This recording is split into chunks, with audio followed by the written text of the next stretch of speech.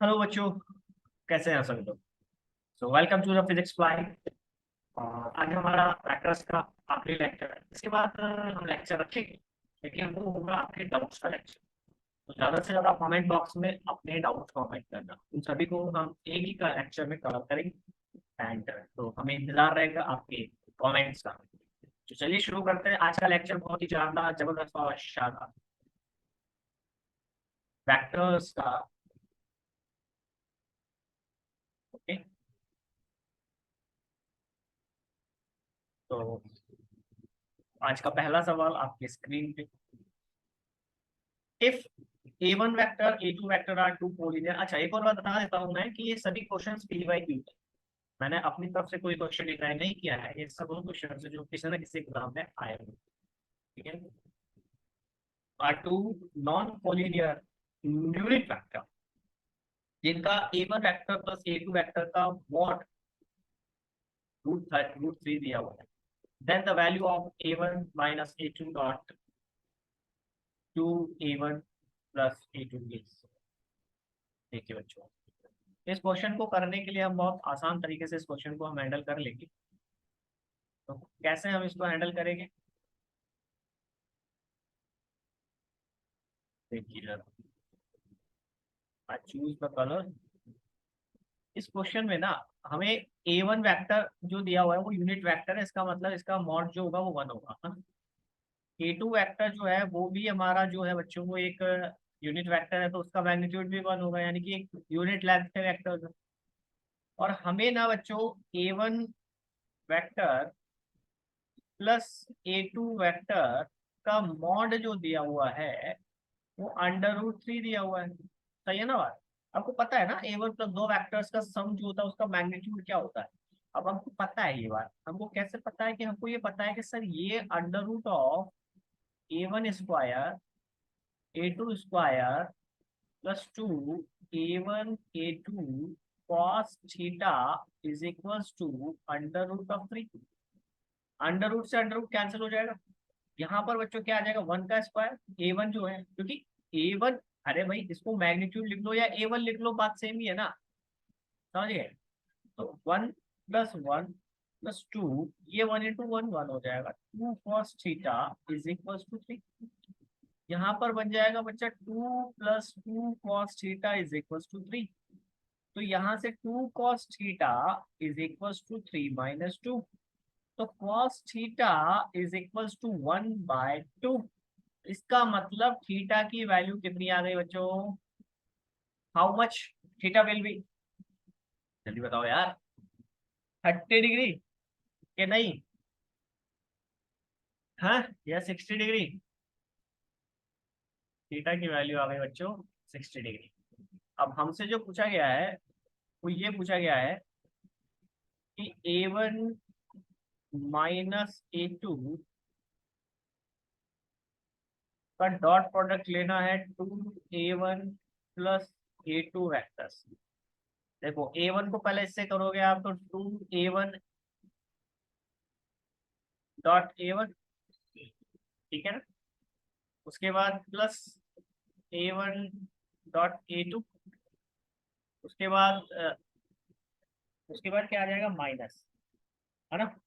Minus का A2 × 2A1, फिर minus का A2 डॉट A2। बोलो ये बात सही है। ठीक है। अब देखो A1 का डॉट प्रोडक्ट करो तो A1 स्क्वायर हो जाएगा, क्योंकि दोनों का डॉट प्रोडक्ट लोगे तो उन दोनों का बीच में एंगल कितना होगा, 0 डिग्री होगा। cos 0 कितना होता है डॉट प्रोडक्ट पे, 1 होता है। तो यहाँ पे ये 2A1 स्क्वायर हो जाएगा। ये हो जाएगा A1 A2 cos 60 डिग्री, इन दोनों के बीच का एंगल हो।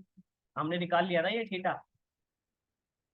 माइनस यहाँ पर क्या होगा बच्चों, देखो 2 को आप बाहर ले सकते हो, ठीक है। तो यहाँ पर लिख सकते हो 2A1 A2, फिर से cos 60 डिग्री -A2 का स्क्वायर।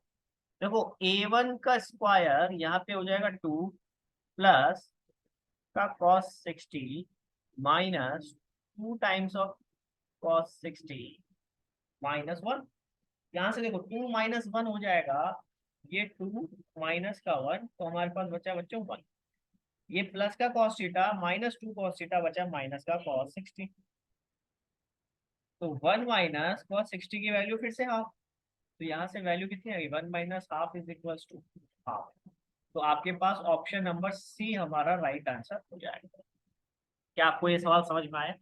कुछ नहीं था, बेसिक क्वेश्चन था। अगर आप लोगों ने मेरी क्लास प्रॉपर ली है, समझी है, तो आपको ये क्वेश्चन बहुत हलवा लग रहा होगा भाई। ठीक है, आगे बढ़ते हैं। एक और सवाल है, तो बहुत प्यारा सवाल है यार, इसको तुम कर दोगे ना मतलब मजा ही आ जाएगा। मतलब मैं क्या बताऊं।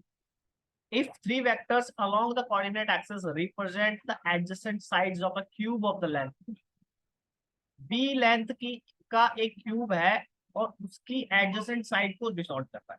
मतलब एक क्यूब क्यूब को थोड़ा सा इमेजिन करो आप। ठीक है ना, आप एक क्यूब को इमेज करो।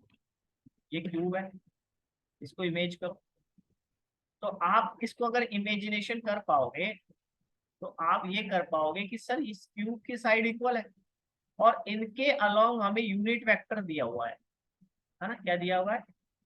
नहीं, यूनिट वेक्टर नहीं दिया हुआ। Unit vector along its diagonal passing through the origin will be.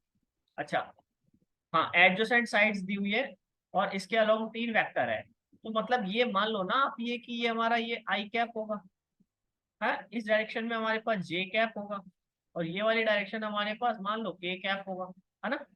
होगा नहीं होगा? तो 3 वेक्टर हो गए और इनका डायगोनल जो है वो इनका रिजल्टेंट हो गया। अरे हाँ जी कि ना जी? तो डायगोनली तो पूछ रहा है ना वो, कि then the unit vector along इस डायगोनल, डायगोनल के अलोंग यूनिट वेक्टर चाहिए। तो डायगोनल के अलोंग अगर यूनिट वेक्टर चाहिए तो आर यूनिट कैप यानी डायगोनल का ही तो यूनिट वेक्टर हो गया। डायगोनल का वेक्टर अपॉन डायगोनल का रिजल्टेंट, उसका मैग्नीट्यूड। अब आप बोलोगे सर अरे यार मुझे ये मत बताओ, अगर मैं तुमको 3 वेक्टर बोल दूं कि sir B I cap, B J cap, B K cap, तो इन तीनों का रिजल्टेंट जो होगा वो क्या होगा? इन तीनों का एडिशन ही तो होगा। यही तो डायगोनल होगा। 3 एक्सेस पे अगर 3 वेक्टर है तो उनका रिजल्टेंट जो होगा वो इन तीनों का एडिशन होगा, वेक्टर सम होगा ना। तो ये रिजल्टेंट तो यही हो गया ना, B I cap, B J cap, B K cap. अरे बोलो होगा कि नहीं होगा? होगा ना। और नीचे मैग्नीट्यूड है, तो मैग्नीट्यूड क्या हो जाएगा? मैग्नीट्यूड में हो जाएगा देखो तीनों का स्क्वायर का sum, b square plus b square plus b square, है ना।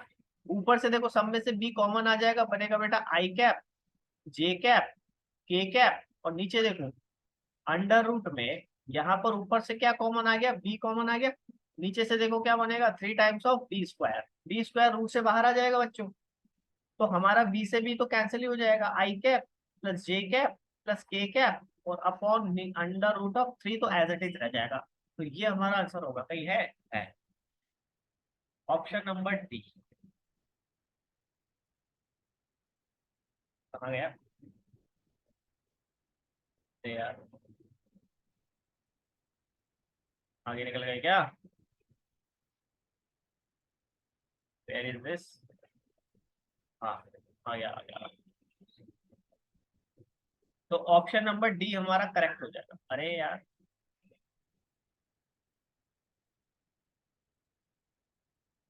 ऑप्शन नंबर डी हमारा करेक्ट है। ठीक है, समझ में आएगा।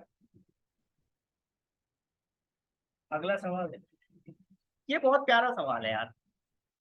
और इसको तुम ना क्यों कर दोगे, अगर मेरे स्टूडेंट हो, फिजिक्स फ्लाइट में आए हो ना, अरे भैया जमीन पे पैर नहीं रखने दूंगा, उड़ोगे तुम हवा, देखो कैसे। यूनिट वेक्टर बताना इसमें से कौन सा होगा। अब मुझे बताओ, मैंने तुम्हें एक सीधी सी बात कही थी कि बच्चों यूनिट वेक्टर वो होता है जिसका मैग्नीट्यूड 1 हो। इनमें से कौन सा ऐसा है जिसका मैग्नीट्यूड 1 है?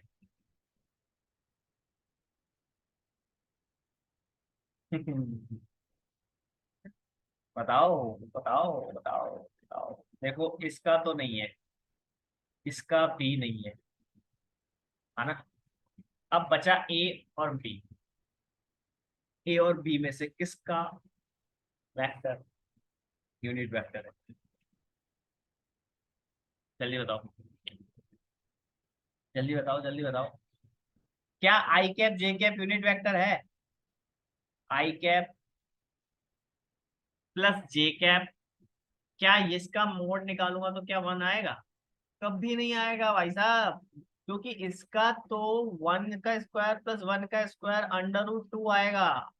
तो ऑप्शन ए भी गलत हुआ, ऑप्शन नंबर बी हमारा करेक्ट आंसर। एक सेकंड में, और ये एम्स में पूछा गया है, AIIMS नीट में। भाई साहब इतना इजी सवाल था, बाय ऑप्शन किल कर दिया अपन ने। अब किसी को ये दिक्कत आ रही होगी कि sir cos theta i cap minus sine theta j cap कैसे यूनिट वेक्टर होगा। देखो बच्चा, मैंने क्या करा, इसका रूट करा, cos square theta plus sine square theta, इन दोनों का सम कितना होता है? वन होता है। Under root of one one आ जाएगा। अब तो कोई दिक्कत नहीं है ना। चलो अब ये सवाल देखो, इसमें ना हमें बताना है कि component of A vector along the B vector. अब ध्यान से सुनना इसको। ये बी वेक्टर है ना, आई कैप प्लस जे कैप है। ये हमारा ए वेक्टर है, और ये हमें दे रखा है बच्चों two I cap plus three J cap. ठीक है, इन दोनों के बीच में मान लो कोई एंगल होगा। हमें ए वेक्टर का कंपोनेंट चाहिए अलोंग बी, अलोंग बी यानी बी के ऊपर इसका कंपोनेंट। ये कितना होगा? ये ए कॉस थीटा ही तो होगा। मैग्नीट्यूड अगर मैं लूंगा तो होगा, नहीं होगा? तो अब मुझे बताओ कि अगर मैं कॉस थीटा कहाँ आता है? डॉट प्रोडक्ट में आता है ना। मेरा दिमाग की बत्ती तो यूं जलेगी, मिनटोस खाए हो ना। तो आप बोलोगे सर ये तो ए बी का डॉट प्रोडक्ट जो होता है वो ए बी कॉस थीटा होता है। तो हमें तो ए इंटू कॉस थीटा चाहिए, वही आंसर है हमारा। तो ए इंटू कॉस थीटा तुम्हारा क्या? A vector dot b vector upon b magnitude. अरे यही होगा ना भाई साहब। तो दोनों का डॉट कर दो ना यार, two I cap plus three J cap. इसका डॉट प्रोडक्ट आप ले लो, I cap plus J cap, और डिवाइड बाय बी का मैग्नीट्यूड कितना आ जाएगा? Root of one plus one, क्योंकि वन का स्क्वायर वन ही होता है, अंडर रूट टू हो जाएगा। देखो ऊपर करोगे two into two I cap two, three का करोगे थ्री, नीचे आ जाएगा रूट ऑफ टू, तो ऊपर आ गया बच्चा five upon under root of two. ये हमारा आंसर होगा। बताओ कहाँ पर मैच कर रहा है, जल्दी से बता दो। ऑप्शन नंबर ए, ये हमारा राइट आंसर होगा। समझ में आई बात? फटाफट, सेशन अच्छा लग रहा है लाइक करो, शेयर करो अपने यार दोस्तों में, और हाँ, फिजिक्स फ्लाइट चैनल को सब्सक्राइब जरूर कर लेना यार। ठीक है भैया, दिल रख लेना यार हमारा। बड़ी उम्मीदों से आप लोगों के लिए हम ये इनिशिएटिव लिए हैं कि यार हम वो पढ़ाएंगे जो शायद यूट्यूब पे कुछ ना पढ़ा रहा है। I will try. ठीक है जी, चलिए शुरू करते हैं। If the two vectors are parallel to each other. तो यार ये बहुत अच्छा कॉन्सेप्ट है। हमारे को दो वेक्टर दिए हुए हैं, एक ए वेक्टर जो है वो दिया हुआ है टू आई कैप प्लस का थ्री जे कैप माइनस का के कैप। ठीक है, एक और वेक्टर हमें मान लो बी वेक्टर है माइनस का फोर आई कैप माइनस का सिक्स जे कैप माइनस का लैम्डा के कैप, है ना। देखो दो वेक्टर अगर कभी भी पैरेलल होगी, जैसे कि मान लो एक ये वेक्टर ए वेक्टर है, एक ये वेक्टर बी वेक्टर है, तो ये पैरेलल जब होगी ना तो ए वेक्टर और बी वेक्टर जो होंगे वो पैरेलल है तो इक्वल तो होंगे ही, लेकिन वो हो सकता है कि उनके मैग्नीट्यूड में फर्क हो, डायरेक्शन सेम रहेगा पैरेलल का। तो मैग्नीट्यूड मतलब कुछ भी हो सकता है, मतलब के टाइम्स इस तरीके का कुछ रिलेशन होगा, है ना। और एक और चीज जो रटाई जाती है वो ये रटाई जाती है बच्चों को कि कोई ए वेक्टर जो है ऐसा दे दिया जाता है कि A1 प्लस A2 जे कैप प्लस A3 के कैप, और बी वेक्टर जो है वो दे देते हैं भाई B1 आई कैप प्लस B2 जे कैप प्लस B3 के कैप। तो हमको बोलते हैं साहब अगर दोनों वेक्टर अगर ये पैरेलल हैं तो आप इनमें ये रिलेशन लगा सकते हो कि A1 upon B1 is equals to A2 upon B2 is equals to A3 upon B3। यार ये थोड़ा सा ना मैथमेटिकल अप्रोच है, एल्जेब्रिक अगर वेक्टर एल्जेब्रा आप पढ़ोगे तो उसमें ये बताया जाता है ना। लेकिन आप इसको देखो, ये तो रटन विद्या है, आप इसको इससे कर सकते हो, नो डाउट। लेकिन आप इसको समझो जरा, जो मैं ये रिलेशन बताने वाला हूँ कि भाई दो वेक्टर अगर पैरेलल है ना तो वो इक्वल तो हो गई, लेकिन हो सकता है कोई वेक्टर बड़ा हो कोई वेक्टर छोटा हो, यानी कि लेंथ वेरी कर सकती है। इसका मतलब ये हुआ कि एक वेक्टर दूसरे वेक्टर का कुछ मल्टीप्लाई हो सकता है ना, के टाइम्स सी टाइम्स कुछ भी, के एनी पॉजिटिव और एनी इंटीजर नंबर, है ना, minus infinity two plus infinity. तो आप अगर इन दोनों में देखोगे तो सीधे देखो यहाँ पे क्या हो रहा है बेटा, 2 का मल्टीप्लाई हो रहा है -2 का, यहाँ पे भी -2 का हो रहा है, तो यहाँ पर भी किसका होगा, किसका होगा, किसका होगा, 2 का। Option number B direct answer ले लो बेटा, 1 सेकेंड। बताओ कुछ करना पड़ा क्या, कुछ करना पड़ा क्या, नहीं ना। अब इसको तुम वैसे भी कर सकते हो, देखो कैसे, कि 2/-4 is equal to 3/-6 is equal to minus का इसके साथ कुछ, इसके साथ क्या, इसके साथ क्या, माइनस का 1 है ना, माइनस का 1 माइनस का लेंदा, तो क्या आएगा, देखो 2 2 जा ये 4, 2 आ जाएगा, ये 2 आ जाएगा, ये तो लैम्बडा इज इक्वल टू 2। समझ गए ना। चलो आगे बढ़ते हैं, देखो अरे वाह वाह वाह वाह, इस सवाल को देखो यार, इसमें ना तुमको मतलब मजा आ जाएगा।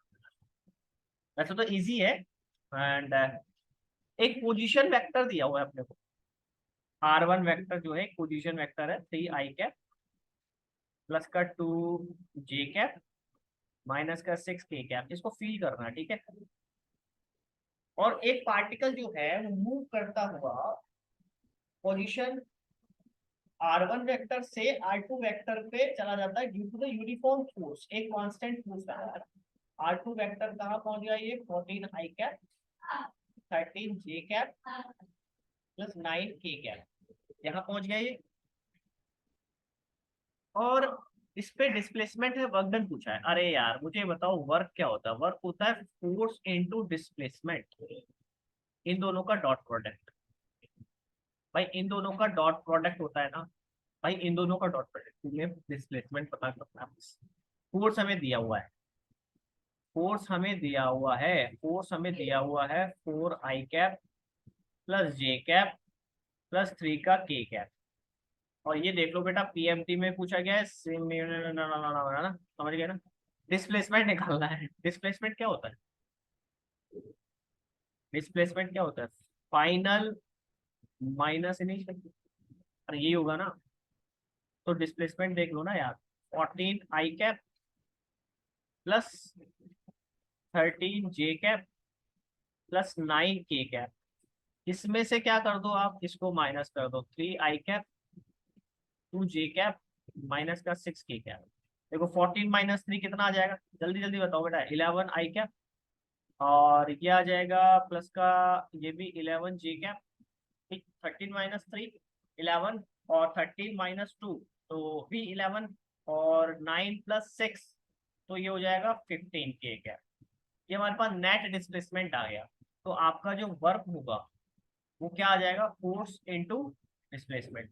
फोर्स कितना है, force I 4 i cap plus j cap plus 3 का k कैप, इसका डॉट प्रोडक्ट आप किसके साथ निकाल दो, 11 i cap plus 11 j cap plus 15 k cap. देखो 4 × 11 करोगे बच्चा कितना आ जाएगा, 44। फिर 1 इंटू ये करोगे ये 11 प्लस 15 × 3 करोगे 45। इनको ऐड करोगे तो कितना आ जाएगा बेटा, ये 55 प्लस 45। इनको ऐड करो जरा, 5 × 5 कितना आ गया बेटा, ये 100 जूल।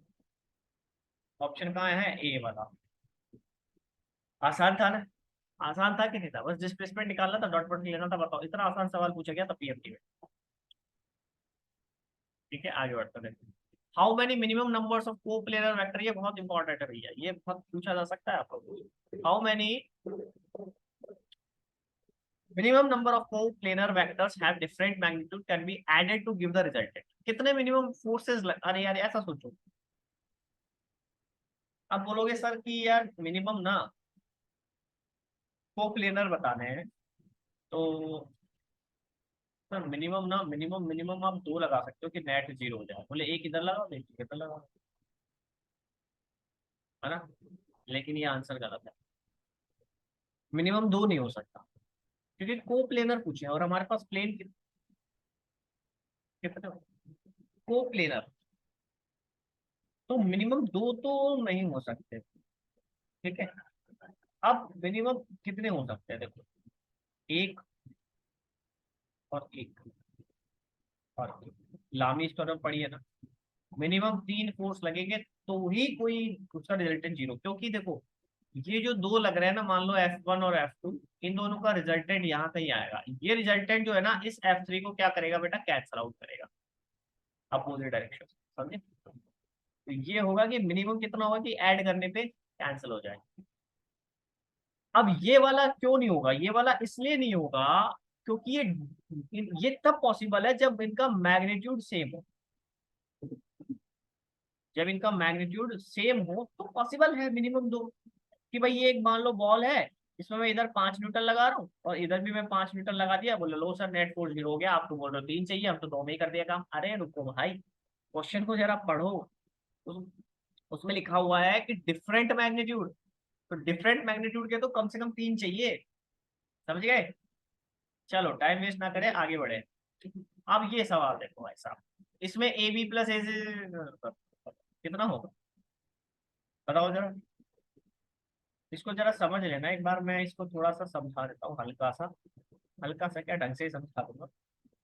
ये इसमें जरा समझने वाली बात ये है कि यहाँ से ये ए है ना, ये बी है, ये सी है, ये डी है, ये ई है, ये एफ है। जब वेक्टर का पहला लेक्चर जो था ना, उसमें शायद मैंने नहीं करवाया पॉलीगन वाला कि नेट डिस्प्लेसमेंट जीरो होता है एडिशन वाले।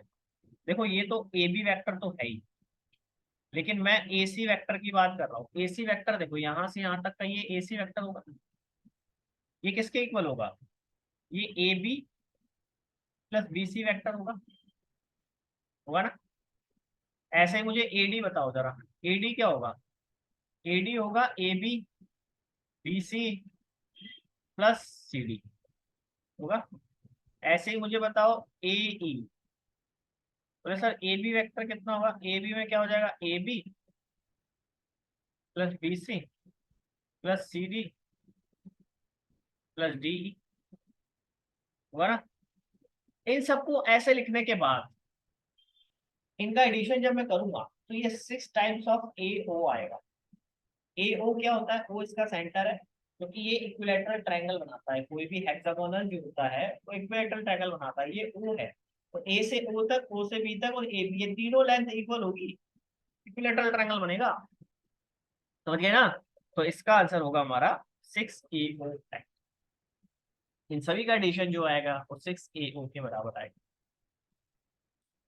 और देखो तुम यार ऐसे भी देख सकते हो, किसी भी हेक्सागोनल में क्या होता है कि उसकी जो साइड होती है और ए से लेकर के ओ तक की जो डिस्टेंस होती है, ये ओ से लेकर के सी तक की जो डिस्टेंस है, ये ओ से लेके डी तक की जो डिस्टेंस है, ओ से लेके ई तक की जो डिस्टेंस है, ओ से लेके एफ तक की जो डिस्टेंस है, ओ से लेके ए तक की जो डिस्टेंस है, ओ से लेके बी तक की जो डिस्टेंस है, ये डिस्टेंस इसके साइड्स के इक्वल होती है। यानी आप ये कह सकते हो कि ओ ए हमारा ए बी के इक्वल होगा, बिल्कुल होगा। ओ ए हमारा बी सी के इक्वल होगा, बिल्कुल होगा। ओ ए हमारा डी सी के इक्वल होगा, बिल्कुल होगा। ओ ए हमारा ई डी के इक्वल होगा, बिल्कुल होगा। ओके, तो आप देख लो ना यार, ये इन सबको ऐड कर दो, हो गया काम, ठीक है। आगे बढ़े। अब ये सवाल देखो यार, बड़ा प्यारा सवाल है कि particle move toward the east with the velocity of 5 metre per second, after the 10 second its direction change toward the north with the same velocity, the average acceleration of the particle. ये बताओ, ये हमारे पास east है, ये waste है, ये north है, ये साउथ है, बोलो सही है बात। तो ये बताओ कि सबसे पहले ये कहाँ गया भाई, ईस्ट में गया 5 मीटर पर सेकंड से। उसके बाद कहाँ गया बच्चों, की 10 सेकंड के बाद इसने नॉर्थ डायरेक्शन में चला गया, ये सेम वेलोसिटी से, ठीक है। वही 5 मीटर पर सेकंड से। तो ये 5 मीटर क्या हो गया, ये जे कैप हो गया, ये आई कैप हो गया, कोई दिक्कत यहाँ तक। एवरेज एक्सेलरेशन पूछा है, तो एवरेज एक्सेलरेशन क्या होगा, एवरेज एक्सेलरेशन क्या होगा, एवरेज एक्सेलरेशन होता है change in velocity upon change in time, ये होगा ना। वेलोसिटी में चेंज कितना आएगा, डेल्टा वी कितना होगा। देखो इसका अपोजिट इधर आएगा ना, माइनस बी, तो ये इसका डिफरेंस हो जाएगा। तो डिफरेंस जो आएगा वो आ जाएगा 5 i कैप माइनस का 5 j cap upon delta T, मतलब 10 सेकेंड। अगर मुझे इसका मैग्नीट्यूड चाहिए तो मुझे वेक्टर का रिजल्टेंट लेना पड़ेगा। तो रिजल्टेंट कितना आ जाएगा, देखो 5 का स्क्वायर प्लस 5 का स्क्वायर अपॉन 10। सही है ना बात? 5 5 कितना हो गया बच्चा, 50। 50 हो गया ना। तो 2 टाइम्स ऑफ 50 मान लो। तो इसको हम लिख सकते हैं 5 × √2/10। ठीक है, 5 से 10 चला जाएगा 2 टाइम्स, तो ये आ जाएगा √2/2। तो इसका मतलब ये हुआ कि इसको अपन 1/√2 लिख सकते हैं। तो 1/√2 हमारा आंसर हो जाएगा। अब 1/√2 में डायरेक्शन भी आ गया भाई साहब। डायरेक्शन क्या होगा, डायरेक्शन होगा कौन सा है, ये नॉर्थ ईस्ट है। लिख रहे हो ना, नॉर्थ ईस्ट है। तो ये नॉर्थ ईस्ट वाला ऑप्शन हमारा। समझ गए? अच्छा सवाल था ना, IIT JEE 1982 में पूछा गया था ना ये। अगला सवाल देखो, ओ भाई साहब गजब, गजब का क्वेश्चन। लेकिन ना इसको मैं भी थोड़ा सा रोक लूं क्या, क्या बता दूं? चलो बता देता हूँ यार। इसको ध्यान से देखना, बस यहाँ पे जो खेला है ना वो यहीं पे ही है, फोर्स में ही। क्योंकि यहाँ पे आई के साथ वाई लगा हुआ है ना, और जे के साथ एक्स लगा हुआ है। ठीक है, इतना ही फर्क है। तो यहाँ पे वो रहा act on the particle moving in the X Y plane पे मूव कर रहा है from the origin, and particle is taken along the positive axis to the point of 0,0। देखो कुछ ऐसा हो रहा है, यहाँ से ओरिजिन से चला 0,0 से, और पार्टिकल यहाँ पहुंच गया a,0 पे, और इसके बाद ये पार्टिकल यहाँ पहुंच गया a,a पे। तो हमसे पूछ रहा है टोटल वर्क डन कितना होगा। टोटल वर्क डन देखो, पहला यहाँ पे W1 और यहाँ पे जाने का वर्क डन W2, निकाल लो। अरे हाँ जी कि ना जी, हाँ जी। तो यहाँ से यहाँ तक जाने का देखो W1 है ना, तो F1 फोर्स कितना लगेगा, क्योंकि कोऑर्डिनेट के हिसाब से फोर्स चेंज होगा। देखो क्योंकि फोर्स में एक्स और वाई दोनों आ रहे हैं, है ना। तो यहाँ पर तो एक्स एक्सिस के अलॉन्ग जा रहा है, तो वाई कोऑर्डिनेट 0 हो गया, तो फोर्स हमारा यहाँ पे लगा माइनस का K × A J।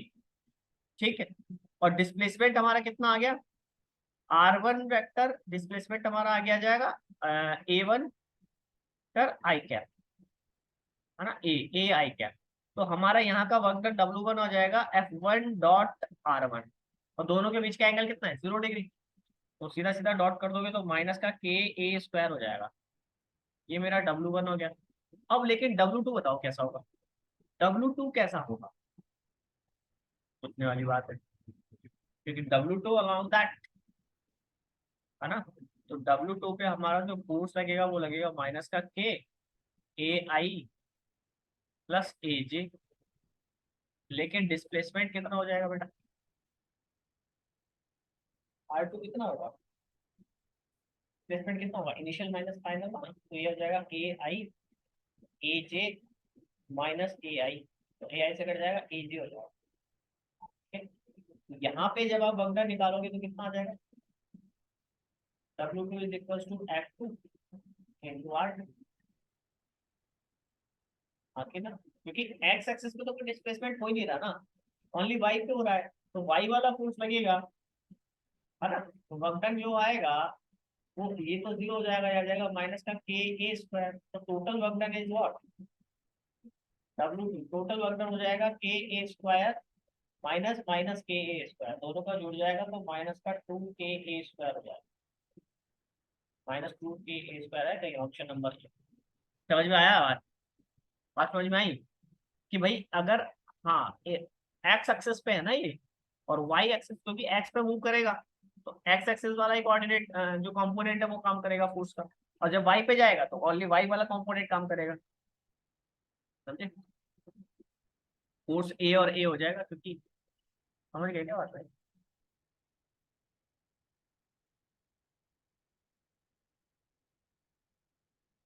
आप इसको ऐसे भी समझ सकते हो कि हमारा ए जे ही काम करेगा फोर्स में, भी ओनली जे वाला जे कैप काम करेगा फोर्स का, क्योंकि वाई एक्सिस पे मूव कर रहा है। ठीक है, इसको इसको भी थोड़ा सा रोक के रखो, रिलेटिव आप 1D में पढ़ेंगे तब समझ में आ जाएगा ये। इसको देखो, इन अब प्रॉब्लम नहीं, ये भी उसी से रिलेटेड है। हाँ ये देखो, एक 120 metre long train is moving toward the west with the speed of 10 metre per second, a flying bird toward the east with the speed of 5 metre. अरे यार देखो, ये ट्रेन जो है वो वेस्ट में जा रही है, 120 मीटर लॉन्ग है, स्पीड इसकी 10 मीटर पर सेकेंड है, और बर्ड जो है ये हो गया हमारा वेस्ट, और एक फ्लाइंग बर्ड जो है वो इधर जा रही है ईस्ट में। ठीक है, इसकी स्पीड हो गई 5 मीटर पर सेकेंड। तो time taken the bird, bird कितना टाइम लेगा, तो टाइम क्या होता है, टाइम क्या होता है, टाइम होता है डिस्टेंस अपॉन स्पीड, होगा ना। तो डिस्टेंस कितनी चलेगा भाई, ट्रेन को क्रॉस करेगा तो ट्रेन की लेंथ जितनी होगी उतना ही तो क्रॉस करना है, 120 मीटर। और रिलेटिव मोशन यहाँ पे काम करेगा। रिलेटिव मोशन कैसे काम करेगा, दोनों अपोजिट डायरेक्शन में है, तो रिलेटिव मोशन कैसा हो जाएगा भाई साहब, ऐड हो जाएगा कि नहीं हो जाएगा, ऐड हो जाएगा ना। तो यहाँ पे 15 आ जाएगा, 15 से इसको काट तो कितनी बार जाएगा, 8 बार जाएगा, 8 सेकेंड आंसर आ जाएगा। ठीक है, इसमें कई वेक्टर था नहीं। अब ये क्वेश्चन देखो यार, एक लास्ट क्वेश्चन है बस, इंपॉर्टेंट लास्ट क्वेश्चन है। ठीक है, इसको समझ लो, मजा ही आ जाएगा। इससे पहले ना मुझे एक चीज बता दो, मैं इस क्वेश्चन को बड़ा आसान तरीके से समझा दूंगा तुमको।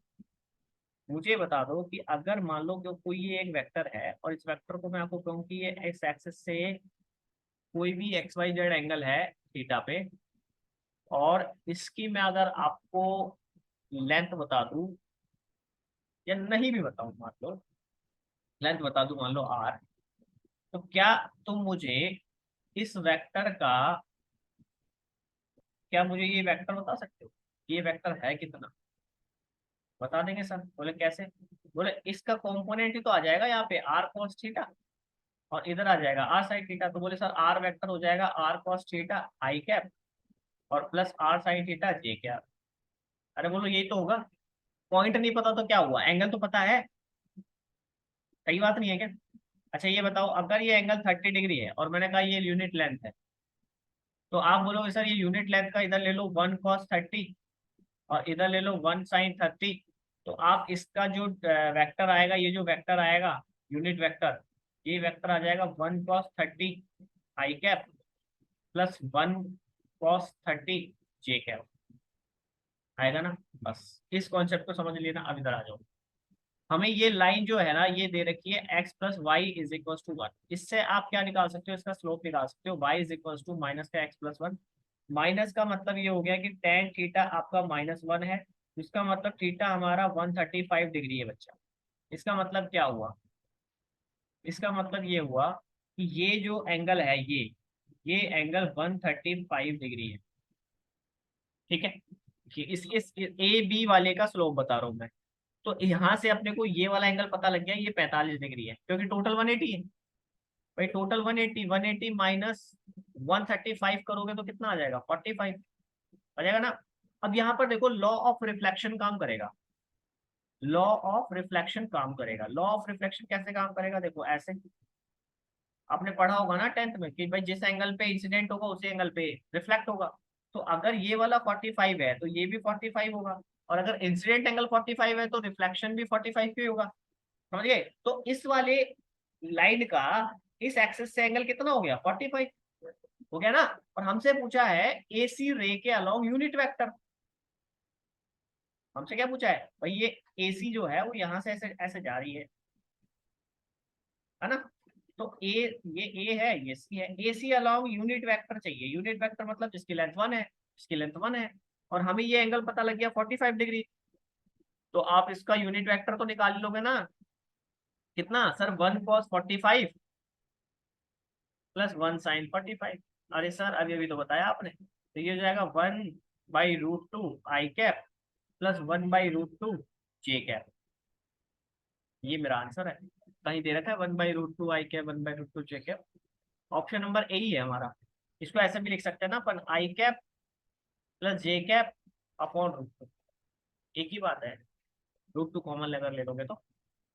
समझ में आई कितनी आसानी समझा, देखो इतना भौकाल बना रखा था इस सवाल को कि भाई ये इंस्टेंट और ये मतलब इसमें क्या करना था, हमें सिर्फ एंगल ही फाइंड आउट करना था, क्योंकि एंगल से भी हम किसी भी वेक्टर को डिफाइन कर सकते हैं, पॉइंट से भी कर सकते हैं, तो दोनों वे है हमारे पास।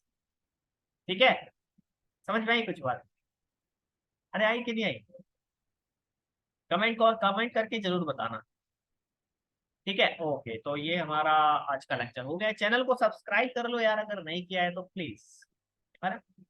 और वीडियो कैसा लगा कमेंट बॉक्स में कमेंट करें, हमें आपका कमेंट का इंतजार रहेगा। और चैनल को जल्दी से जल्दी सब्सक्राइब करें बच्चों।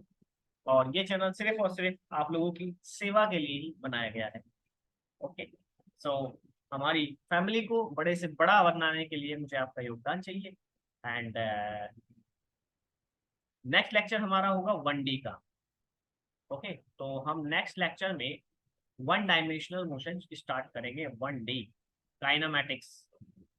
और काइनामेटिक्स में बहुत बच्चों को दिक्कत आती है, और मैं काइनामेटिक्स की सारी दिक्कतों को दूर कर दूंगा। तो चैनल को फटाफट से सब्सक्राइब कर लें, एंड मिलते हैं अगले लेक्चर में। तब तक के लिए